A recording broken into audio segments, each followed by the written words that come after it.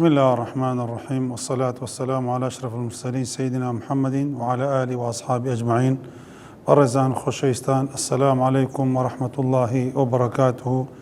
جيجنيقتان قربانشتان بيروز بي، تقبل الله منا ومنكم العبادات وصالح الأعمال. ورزان خوشيستان ججن لويدان درا ذلك ومن يعظم شعائر الله فإنها من تقوى القلوب. برز راگرتنی هر شعیرێک و هەر شتێکەوە الله جل جلاله داینابی یان سنەتی پێغەمبەری بنیشانەی ئیمان و تەقواداریە.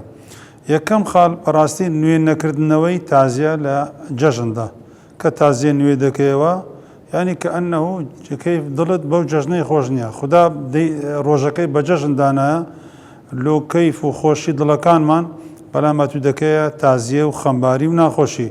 ئەگەر چی جاری وایە بە دەیان ساڵ تازیەک عزیزەکمان لێ مردبی تازیەکەی نوێ دەکەنەوە. دووەم بەڕاستی کاتێک کە ئینسان ڕۆژی جەژندا دڵی خۆشە و یەک لە سونەتەکانی جەژندا تەتەهور، یعنی غوسلی نوێژی جەژن، یعنی سەری خۆت دەشۆی، چلکەکی نوێ لەبەر دەکەی، بۆنی لە خۆت دەدەی، خودوا زینەتەکم عند كل مسجد. کاتێکە دەچیە ماڵی خودای، میێوانی خودای کە میێوانی خودای دەبی خۆت بڕازێنیەوە، جلکەکی باش لەبەر بکەیت، جوان لەبەر بکەیت، بۆنی خۆت خۆشکەی. پاشان ئەوجا مەسەلەی قوربانیش ئەوەی ئیستطاعی هەبی دەبی قوربانی سەر ببڕیتن و قوربانیەکەش خۆشەویستان و بەڕێزان هەندێک لێرە سەر دەبڕن، فەقیریشمان زۆرە و دەوروبەری شارت و ئەگەر کەس نەدیتەوە دەستگای خەیریەکان دەتوانن ڕێپشاندەر بدەن. پاشان ئینسان کاتێکەوە دێتە نوێژی جەژن، سونەت وایە پاشەوێکەوە هاتە مالێ لە قوربانیەکەی خۆی بخوا، یعنی سەری ببڕێتن. پێغەمبەر صلی الله علیه و سلم ئەوهای دەکرد. پاشان بەڕاستی لە مزگەوتدا تەماشا دەکەین، خوتبەشەیە نوێژشەیە. کاتێکەوە نوێژەکەی دەکەی، پاش نوێژی دوو ڕەکعات خوتبە هەیە. زۆر کەسەیە نوێژەکەی دەکات یەکسەر دەردەپەڕی دەستەوە مالێ و نوێژەکەی جێبیستی خوتبەکەی نابیتن. ئینتیزارکردن زۆر جاران دەبینێت، تەماشا دەکەین زیران لەگە زیران بەس دوو جەژنەکان لە مزگەوتی یەکدری دەبینن. دەبەویش با ڕەزیلی نەکەین، ئەو دوو جەژنەش با لە مزگەوتدا خەڵکی کۆڵانی هەر کۆڵانێک مزگەوتی خۆی هەیە، لەگەڵ مامۆستایەکەی لەگەر مەئمومەکان ڕسمێکی پێکەوە دەگرن وەکو یادیگار، دڵیان بە یەکدری خۆش دەبی، تەقەبەڵ الله منا ومنکم. پاشان مامۆستاش وتارێکی کورتیان لۆ دەدا دەربارەی گەورەی و عەزەمەتی ڕۆژی جەژنی قوربانی. و جەژنی قوربانیش گەورەیەکەی ئەوەیە پاش ڕوکنێکی گەورەیە، پاش ڕوکنی حەجە و هەروەکو ڕوکنی ڕەمەزانی شەڕەوە، جەژنی ڕەمەزانیش پاش ڕوکنێکی گەورەیە، ئەویش ڕۆژی گرتنە.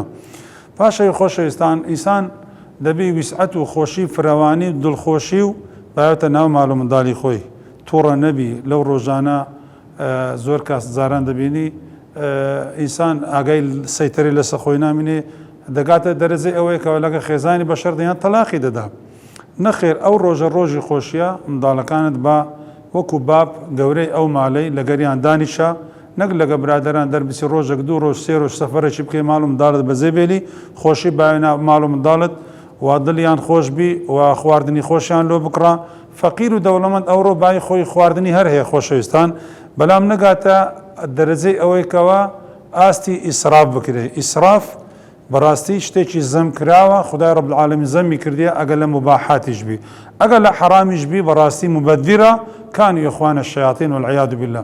پاشان خۆشەویستان سەردانی خزمان، بە تایبەتی سەردانی زانا و عولەمایان زۆر بە پەرۆش بن، خۆتان ئامادە بکەن سەردانی مامۆستا گەورەکان و مامۆستا بە قەدر و قیمەتەکان بکەن، لەبەرەوەی ئەوانە بەڕاستی ئەگەر لە دەستمان ڕۆیشت دووبارە ئەو مامۆستایانە دروست نابنەوە. بە تایبەتی چەند مامۆستایەکی بەڕێز کە ئەوانە ئەهلی خودانە، زانای ڕەبانی خوددا ناسن و سەردانیان بکەن. سەردانی سیلە ڕەحمیش بەجێبێنین. سیلە ڕەحمیش خۆشەویستان بەڕاستی دوو جۆرە. سیلە ڕەحمێکی کە واجب شەرشانمانە دەبی بیکەین، ئەویش ئەوەیەکەوە خزمێکە، ناسیارێکە، خوشکە، برایە، ئامۆزایە، مامە، خاڵە، ئەوەی دائیرەی بازنە یەکەم لە خزمەکانمان، ئەوانەی ئەزیەتیان نییە لۆمان، ئەوانەی تەسیری دینمان ناکەن، ئەوانەی دینمان سوگ ناکەن، ئەوانەی کە ئەخلاقی منداڵمان تێک نادەن، ئەخلاقی خێزانەکانمان تێک نادەن، بە مۆدیل ناڕۆن، مولتەزیمن بەدین و زادومان لێ ناکەن، چاوزارمان لێ نادەن، ئەوانە دەبی سەردانیان بکەین، ڕێزیان لێ بگرین، احترامیان بگرین، بە تایبەتی ئەوەی دەوڵەمەند ئیمکانیەتی بی بابستەکەن فەقیران، دڵی فەقیران بداتەوە و مساعدەشی بکە و ئەو فەقیرانێکەوە خزمەکانی فەقیرن یارمەتیان بدە، بە جلک بی، بە خواردن بی، بە هەندێک پارە بی، خۆشی شادی باوێتە ناو مالی ئەو خزمانێکەوە فەقیرن. یەک لەو سەدەقانێک کە پێغەمبەر عەلەیهی سەڵات وەسەلام دەفەرمێ ئینسان سەدەقە هەر ئەوە نییە ئینسان بچی قوربانێکی بکڕی 2، 10، 20 قوربانی سەر بڕێ هەر کۆڵانێکی لە هەر جێیەکی نەخێر. یەک هەندێک لەو سەدەقانە زۆر باشتەکی کەم دەتوانی خۆشی باوێ ناو دڵ و دەرونی خەڵکی، ئیدخال السرور فی قەلب المؤمن، یان جەبر الخەواتر، دڵدانەوەی فەقیر و خۆشی فەرح نای باوێ ناو مالی دڵ و دەرونی فەقیر. و پاشان خۆشەویستان و بەڕێزان مامۆستا بەڕێزەکانیش دەبی ئەوانیش ئەگە ئیمکانیەتیان نەبی تااقەتیان نەبی نەخۆش نەبن سەردانی نەخۆشەکانی ئەهلی مەنتیقەی ئەوانەی کە نەخۆشن لە مالێکەتینە مەئمومی مزگەوت تێبووینە و کێشەی خەڵکی حەل بکەن و پاشان خۆشەویستان و بەڕێزان مزگەوت دانرایە وەکو جێگایەک خۆشترین و پیرۆزترین و چاکترین کە خودا و پێغەمبەر دایان نابی صلی الله علیه وسلم باشترین خێر و بەرەکەتی سەرزەوی مزگەوتە. لۆ سڵحمان، خۆشیمان، عیبادەتمان، ئیسراحەتمان، حەسانەوەمان، دینمان، ئیلتیزانمان، بیر و باوەڕمان بان مزگەوتەکان ئەرچی وەزیفەی مزگەوتەکان نوێکەینەوە، مزگەوتەکان نوێکەینەوە، بەسە نوێکەینەوە وەزیفەمان. زۆر جاران دەبینی چ ئیمام چ مەئمومی مزگەوت وەزیفەی مزگەوتیان ڕاگرتیە، مزگەوت وەزیفەی خۆی نابینی، بۆیە وەزیفەی مزگەوتی ئەوەیە دیسان بیگەڕێنەوە یەکەم علومی شەرعی، پاشان مەجلیسی مامۆستایان، نەک مەجلیسی سوالف قسەکردن، چاو قاوە خواردن یان جغارە خواردن یان دامەکردن لە هەندێک مزگەوتان نەخێر. سوالی شەرعی، بابەتی فقیەکان، سیرە و تەفسیری قورئان زۆر بابەتەیە مامۆستایەکان با مزگەوتەکانی خۆیان نێکەنەوە لەو جەژنەی پێش جەژن و پاش جەژن. ئەجە پاشان خۆشەویستان و بەڕێزان مەسەلەی قوربانیش شتێکی زۆر پیرۆزە دەبی دابەشی سەر فەقیران بکرێ. ئەمە واز لە زۆر جاران دەبینی قوربانیەکە سەر دەبڕێ دەوڵەمەندێکی خزمی خۆی یان مەسئولەکە زیرانیتی یان مامۆستایەکە زیرانیتی واز لەوانە بینن بەڕاستی. با بچین قوربانیەکەی بیکەینێ جێجێ ناو سارێ خۆمان داینین ڕۆژی جەژنی قوربانی. ئەوە یەک لە سونەتە پیرۆزەکانی پێغەمبەری صلی الله علیه وسلم لە دەوروبەری هەولێرێ لە فەقیرەکان بە خۆمان و خێزانمان منداڵمان سواری سارێ بین، گۆشتەکەش بار بکەین، با هەندێک مادی بین، لەبەرەی هەر خێرەکە چاکەک پێ مادی نەبی بەڕاستی جێی ناگریتن. ئەوجا کە دەچێ پێش دەرکەشی فەقیرە منداڵبی با منداڵەکەت فێربی خێرەکەی بداتێ. ژنێک ئافرەتێک ڕاوەستابی لە دەکەی با خێزانت بێتە خواری، چاک خۆشی لەگە بکە، جێژنانی لەگە بکە، سەدەقە و خێرەکەش بداتێ. ئەگە پیاوەک ڕاوەستا بوو فەقیر بوو بڕۆ دۆقەی لەگە بکە، مەمنونیشی بە ئەوجا گۆشتەکەی بدێ. گۆشت خۆشەویستان ئەوها نابی باشەکەی هەمووی لۆ خۆت لەن تەنالوا البیڕ حەتا تونفقوا مما تحبون. باشەکە و چاکەی لۆ خۆت، ئەوە لۆ برامە، ئەوە لۆ مالی خەسوومە، ئەوە لۆ مالی خەزوورمە، ئەوە لۆ مالی خاڵمە. ئەدی چ ماوە؟ هێسکەی دەدەیە فەقیران، پیسەکەی دەدەیە فەقیران، سەرمەکەی دەدەیە فەقیران، نەخێر نابیتن.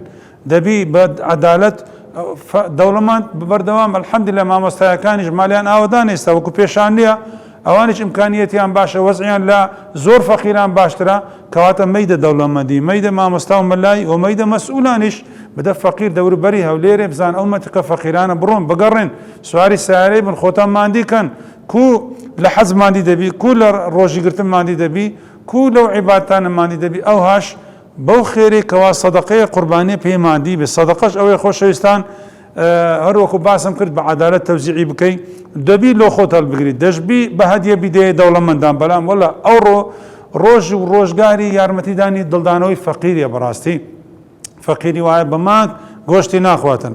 ئەمە زۆر بەمان مەسەلەن ئیمکانیەت وەزعمان باشە، بەس بە خۆمان هەر کەس بە قەدەرە خۆمان فەقیری پێدەناسین لە چێن دەرێن لە چێن دەرنینە. و پاشان خۆشەویستان هەروەکو باسم کرد خۆشی جەژن وامان لێ نەکە ئاگامان با بڕێ لە ماڵ و منداڵمان، بە تایبەتی منداڵی هەرزەکار چیژ و کوڕەکانت لە پێش چاوت بن. ئەوە یەک دومی تێکەڵاوی و ڕوونەدا، تاوانە، گوناهە، مەعسیەتە. ئەو تێکەڵاوێ ژن و پیاو گەورەترین تاوانە، ئەتوو لە گەورەترین ڕۆژی ئەنجام بدەیت کە حەجول ئەکبەرە. گەورەترین تاوان کە تێکەڵاویە، فەسادی دروست دەبی.